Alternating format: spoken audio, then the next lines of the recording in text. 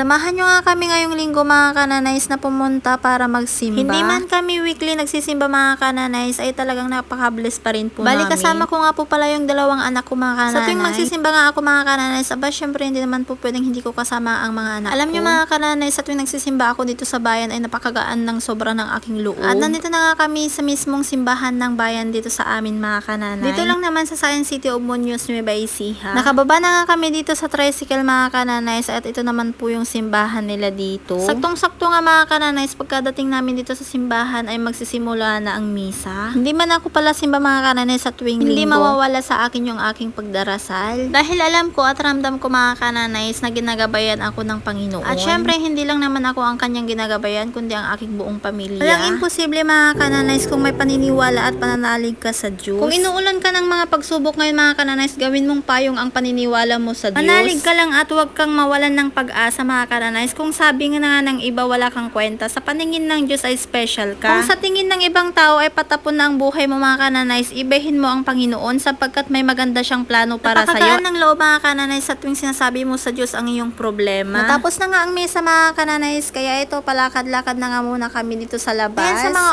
oras na to ay alas 9 pa lang po ng umaga. Bali naisip ko nga muna mga kananays, wala po pala kaming stock dito sa aming bahay, kaya ito na nga, bumili na nga ako ng mga frozen foods. Medyo mura na din po kasi mga kananays pag dito ako bumibili ng aming stocks. Lalo na may mga estudyante ako, maaga akong gumigising at maaga ako nagluluto. Ito talaga sumasakit yung ulo ko mga kananays, yung kakaisip kung ano yung iluluto ko para sa almusal ng aking mga anak every morning sa tuwing papasok sila sa eskwelahan. Bali dito na nga po pala ako bumibili ng aming stocks mga kananays. Simulan nung unang nagtinda po ako ng mga fishbowl, siomay, kwek-kwek, at mga iba pa. So, parang pinakasuki na nga po nila ako doon sa tuwing namamalingki nga po ako. Nakabili na nga kami mga kananays. Aba syempre hindi naman po pwedeng hindi kami mag-grocery ngayon. Bali dito nga po pala kami sa Friendship pupunta mga kananays. Medyo mura nga din po pala ang mga bilihin dito. Siguro ang mga mura na lang nabibilhin dito sa loob ng Friendship mga kananays, yung mga noodles, mga sardines, mga bagoong, diba? Grabe na ngayon ang taas ng mga bilihin ngayon mga kananays. Akalain mo yung 1,000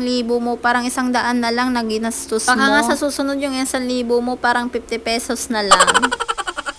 Nag-ikot-ikot na nga muna kami dito sa groceries mga kananays. Bilihin lang po namin ang dapat bilhin. Lalo na yung lagi namin ginagamit. Syempre, ang importante naman mga kananays, yung ginagamit talaga sa kusina. Lalo na sa pagluluto. At hindi na rin mawawala sa akin yung gamit ko sa tuwing naglalaba ako mga kananays. Ay importante nga to sa akin. Ito na talaga yung nakakapagpasaya sa akin mga kananays, yung nakakapag-grocery ako ng aming kakailanganin. Halata na talaga mga kananays na nagkakaedad na ako. Yung makakabili ka ng kahit konting gamit, makapundar man lang kayo ng kahit konting gamit lang, ay okay na yun sa akin. Ay sobrang saya-saya ko na nun. At syempre yung mga pangangailangan din ng aking mga anak mga kananays. Kung may sobra-sobra namang budget mga kananays, aba syempre hindi naman nawawalan yung mga kailangan ng aking mga anak. Bali nga po dito mga kananays, napagod na nga po yung anak ko kakaikot dito nga sa loob ng grocery na to. Kaya napaupo na nga muna siya doon sa isang close na counter. Ang haba ng pila mga kananays, ang daming tao. Sa tuwing linggo kasi mga kananays, maraming tao talaga dito sa groceries na to. Bali dito na nga muna namin ilalagay yung aming pinabili mga kananays. At itong bunso ko naman mga kananays, aba nagdadrama pa. Tinatanong ko kasi sa kanila mga kananays kung saan nila gusto kumain. Dahil sa mga oras na to ay tanghali na rin, medyo nagugutom na nga rin po ang aking mga anak. Kaya tinanong ko nga sila mga kananays kung saan nila gusto kumain. Ang sabi nung isa, gusto niya kumain sa Inasal. Pero itong bunso ko naman mga kananays, ang gusto niya daw is Jollibee. Yun po yung reason kung bakit umiiyak yung aking bunso. Sabi ko nga sa bunso ko mga kananays ay magti-take out na nga lang po kami sa Jollibee para dito nga muna kami kumain sa Inasal. Kaso nga lang ayaw niya mag-take out mga kananays. Ayaw niya yung naiiba yung pagkain niya sa pagkain namin ng ate niya. Kaya napapayag ko na nga rin na kumain dito sa Inasal. Pumayag nga po siyang dito kami kumain dito sa Inasal mga kananays, pero yung mukha niya hindi naman po maipinta.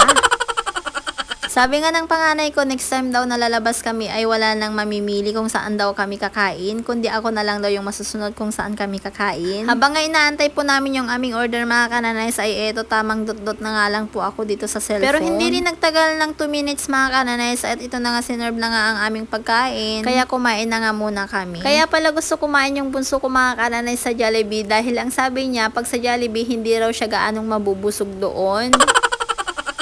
Pag dito naman daw sa inasal mga kananays ay sobrang busog na busog nga po siya. Hindi ko alam kung nagrereklamo ba yung anak ko mga kananays pag kumakain dito sa mang inasal dahil nga po malaki po kasi yung mga manok na siniserve nila sa kanya. Sa tuwing kumakain kami kasi dito sa loob ng inasal mga kananays, ang kinukuha ko pong pagkain namin ng panganay ko is yung may only rice. Pero yung bunso ko mga kananays, hindi ko na siya kinukuhanan ng only rice dahil nga sob na po sa kanya yung isang order. At ito na nga yung sinasabi ko mga kananays, bali hindi nga po naubos yung aking bunso yung kanyang manok. At iti-take out ko nga po ito mga kananays para pag uwi namin ng aming bahay, kung magugutom siya may kakainin siya. Matapos na nga kaming kumain mga kananays, bali niligpit ko nga po pala lahat ng aming pinagkainan. Hindi naman sa kaplastikan mga kananays or pakitang tao, ganito po talaga ako kumakain sa mga mang-inasal or sa Jollibee. At kahit saan pa po kami kakain. Kahit papano itong paraan lang ay makakatulong pa rin po tayo sa iba, lalo na yung mga crew dito sa inasal. Kung sa iba nga ito mga kananays ay hindi nila ginagawa to, iniiwan na lang nila yung mga pinagkainan nila sa table. Pero sabi nga mga kananays, hindi pare-pareho yung ugali ng mga tao.